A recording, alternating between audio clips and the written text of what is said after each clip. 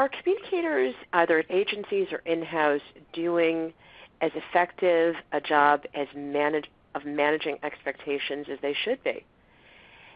And if not, how do they overcome these challenges? How do they improve that? Again, going back to the proving your value, your quote-unquote ROI. That is actually a fantastic question, and I think the answer is, by and large, no. I think we as an industry are not doing a good job managing expectations.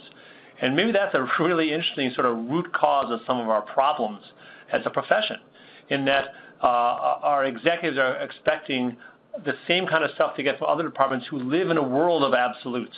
Your server response time was X milliseconds. You know, that's numerical. Your sales were X dollars this month. It's cut and dried. And PR does not and should not lend itself to single metrics.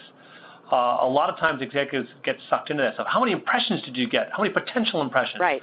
You know, we can all measure that stuff, but really? Is that really what PR is here for? Because if you just want raw potential impressions, we can put some crappy news out there and get lots of coverage. We all know that's not going to happen. That's the wrong thing to do. Yet, if that's your metric, you're actually encouraging that kind of behavior. When I see people saying every quarter we have to have more impressions than the prior quarter, I'm like, what kind of business are you in? You know, it doesn't make sense. So managing expectations, I think, is maybe at the root of everything we do. Maybe that's the fundamental problem here. You know, it's not the fact that AV is a mess, and it is, and it's not a fact that attribution is, as currently being provided in the marketplace, I would argue, largely a mess, and leading people down the primrose path. Maybe our challenge is going back to our executives and senior executives and being bold to our CEO, or if we report to the CMO, say, look, let me tell you what a great program is. Let me tear up your perception of what PR measurement is, and let me show you a great program that I want to put in place. And then have a great program.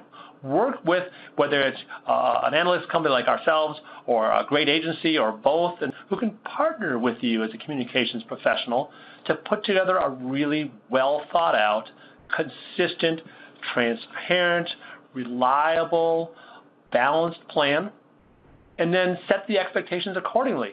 Hey, we're going to target the top 100 influencers in traditional and 50 in social, or vice versa, and we're going to move their opinion. Hey, we're going to get them to pick up our key 4 messages, minimum one each of them, over the next quarter, and we're going to try to improve our opinions, our positive coverage by 6 to 10% over the next quarter. Then you measure that. You measure it consistently, and you have calm, rational, outcome-based goals that the CEO, or if it's the CMO, understands, buys into the methodology and measurement and the value of those improvements into the overall strategy of the brand.